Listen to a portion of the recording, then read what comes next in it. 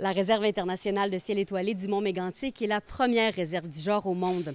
Pour la conserver, les acteurs du milieu luttent activement contre la pollution lumineuse, notamment avec une réglementation municipale instaurée en 2007. Mais qu'est-ce que doivent faire les Estriens pour s'y conformer? On a rencontré l'un des experts de la CEPAC en pollution lumineuse. Rémi Boucher, bonjour. Spécialiste donc de la pollution lumineuse pour la CEPAC.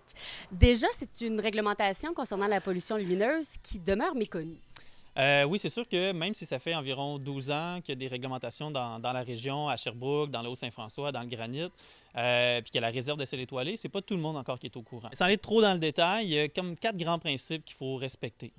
Premièrement, il y a l'orientation, donc d'envoyer la lumière vers le bas, généralement, en tout cas où on en a besoin. Il y a la couleur, de choisir des teintes plus chaudes. Il y a l'intensité, donc d'aller chercher le bon niveau d'éclairage pour ne pas causer trop d'éblouissement, par exemple. Et aussi au niveau de la période, donc d'utiliser l'éclairage quand on en a besoin. C'est généralement plus au début de la soirée qu'en plein milieu de la nuit. Ce qu'on peut voir ici dans les luminaires, par exemple, c'est qu'il y a beaucoup de luminaires où on a une ampoule qui est exposée. Ça veut dire qu'il y a beaucoup de lumière qui s'envoie sur les côtés. Et ça, c'est généralement des pertes, soit que ça va aller vers chez les voisins ou carrément vers le ciel. Et ça, c'est une perte, c'est du gaspillage, dans le fond, de l'éclairage et ça crée de la pollution lumineuse. Donc, ce qu'il faut privilégier, c'est un éclairage qui va concentrer la lumière vers le bas. Donc, la deuxième option pour avoir un éclairage qui est adéquat avec la réglementation sur la pollution lumineuse, c'est de choisir soi-même son ampoule. Ça peut être quand même assez complexe quand on arrive en quincaillerie puis qu'on voit un mur complet comme celui-ci. Oui, il y en a beaucoup. Ce qui nous aide de plus en plus, c'est que souvent, il y a des démonstrateurs où on va voir les différentes couleurs de l'éclairage. Alors, la couleur de l'éclairage, en fait, c'est pour réduire la quantité de bleu dans notre environnement nocturne. Donc, on veut limiter le bleu, il cause plus de voilement des étoiles, mais il va aussi affecter plus les écosystèmes et plus aussi la santé humaine. Donc, très souvent, sur les emballages, on va avoir cette espèce de petite étiquette où on a les caractéristiques principales de l'ampoule ou du lampadaire. Par exemple, ici, on a le flux lumineux, c'est en lumens. Donc, lumens, ça ressemble à lumière, justement. C'est la quantité de lumière qui va être émise par l'éclairage. Donc, ici, chaque ampoule fait 800 lumens. Alors, quand on se tient en bas de 1000 lumens, c'est généralement assez bon. Au-dessus de ça, c'est parce qu'on a un éclairage qui est plus spécialisé, on a besoin de couvrir vraiment une très grande surface ou un truc du genre. Et surtout, la couleur juste ici. Donc, on a un blanc doux, 2700 K. 3000 K, on est autour d'un blanc, on va appeler ça un blanc chaud, mais au-dessus de 4000, 5000, là, on a un blanc plus neutre ou plus froid. Donc, idéalement, c'est de se tenir plus dans ces valeurs-là ou même en dessous. On peut aller vers une ampoule plus spécialisée en termes de couleur. Donc, il y a celles qu'on appelle les anti-insectes.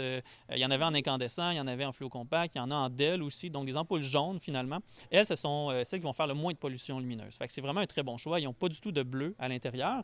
On peut même y aller à l'option plus extrême, je dirais, pour les amants du ciel en rouge. Donc, souvent en astronomie, on va s'éclairer en rouge parce que cette couleur-là ne va pas affecter notre pupille et notre rétine autant. Donc, vraiment, on garde une vision très, très noire. Par exemple, à l'Astrolabe, à l'Observatoire, on éclaire en rouge autour. Alors, on peut regarder la Voie lactée, on peut regarder les étoiles, mais on se garde aussi un petit éclairage comme ça pour voir où on va. Et le bleu, c'est une couleur qui est à éviter. On peut s'en servir un peu pour des accents, pour des lumières de Noël, ça va, mais le bleu, c'est la couleur qui va causer le plus d'impact négatif. Alors, on a beaucoup parlé de l'éclairage résidentiel en ville, mais ça peut aussi être problématique pour les gens en campagne qui utilisent de l'éclairage assez fort. Oui, tout à fait. Comme on a ici, c'est plutôt des types de projecteurs et ça peut quand même poser problème parce que ça va envoyer la lumière justement sur les côtés ou vers le ciel.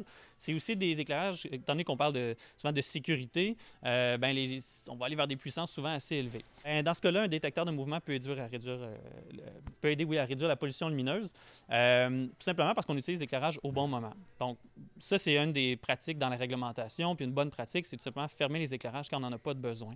Même si, dépendamment des municipalités, très peu de contraventions sont remises aux contrevenants sur la pollution lumineuse, les amendes peuvent varier entre 100 $ et 1 000 $.